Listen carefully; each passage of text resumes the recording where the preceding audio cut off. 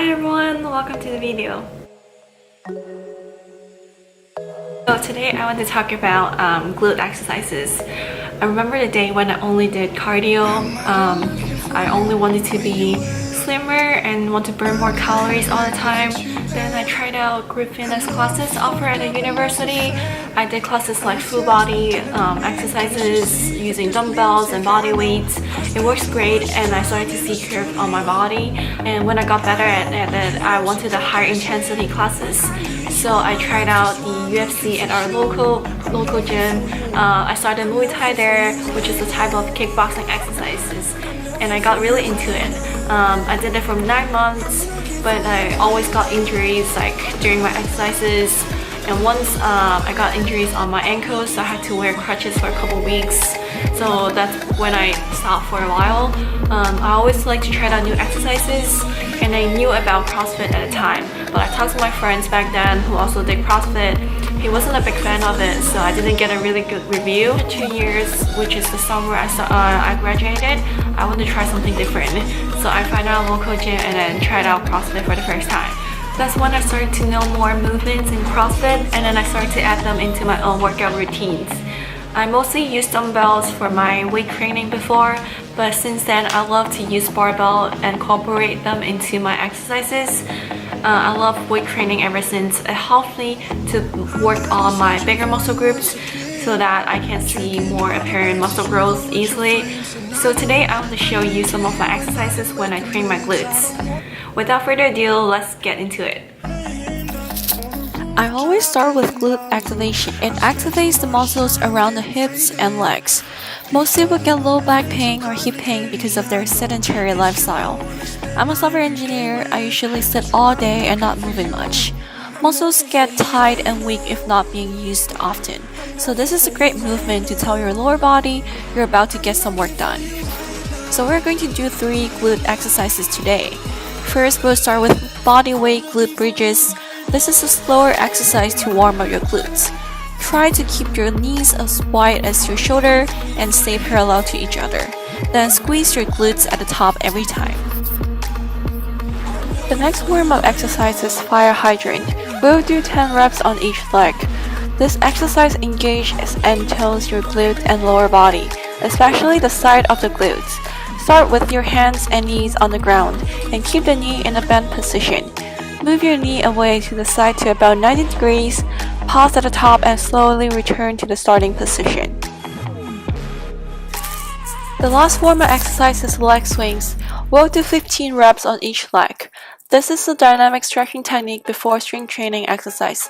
This exercise moves your muscles in the controlled range of motion, which reduces the chance of injury and primes your nervous system, increasing circulation to the joints and muscles.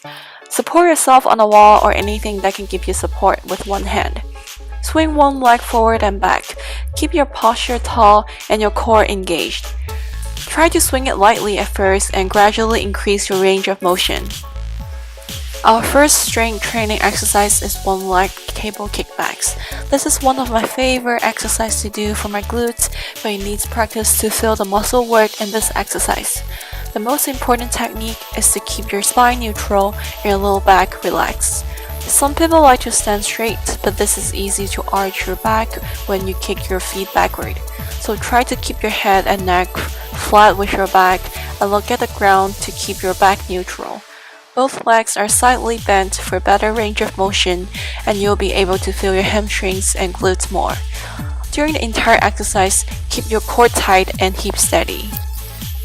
The next exercise is lateral band walk. This exercise turns on the glutes, both the gluteus medium and maximus. And when you're doing this exercise right, your glutes, abs, hamstrings, and quads all engage together.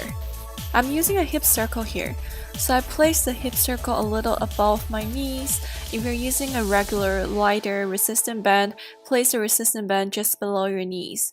This is also a great exercise for warming up if you're going to do heavy squats. The next one is traditional deadlift.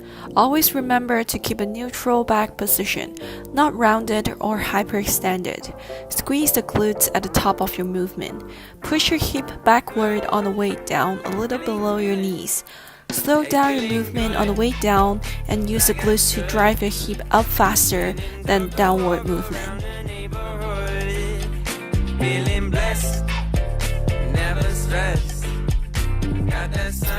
Everyone talks about hip thrusts for glute growth, but when I first started, I actually avoided this movement because it was an awkward movement to do in the gym and didn't know if I was doing it correctly. You can first start with body weight hip thrust first, and once you master the movement, you can start adding the weights. First, you want to rest your shoulders and shoulder blades against the bend. Roll the barbell over until it's above your hips. During the movement, drive through your heels and squeeze your glutes to lift your hips. If you feel uncomfortable with the movement, move your feet a little forward so that your knees are not over your feet. Guys, this is your last exercise. You can choose to do sumo squats with a dumbbell or kettlebell, holding it in front of waist with arms extended straight.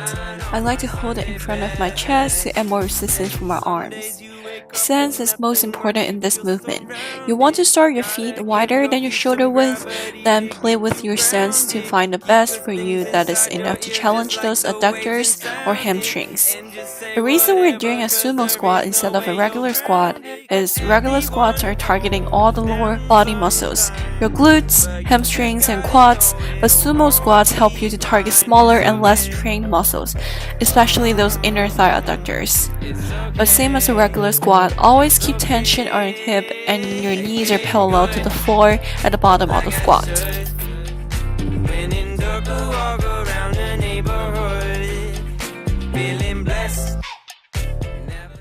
So that's it guys, hope you can learn something from this video and comment below to let me know if you learned something and if you like these exercises. Thanks for watching and I'll see you in my next video.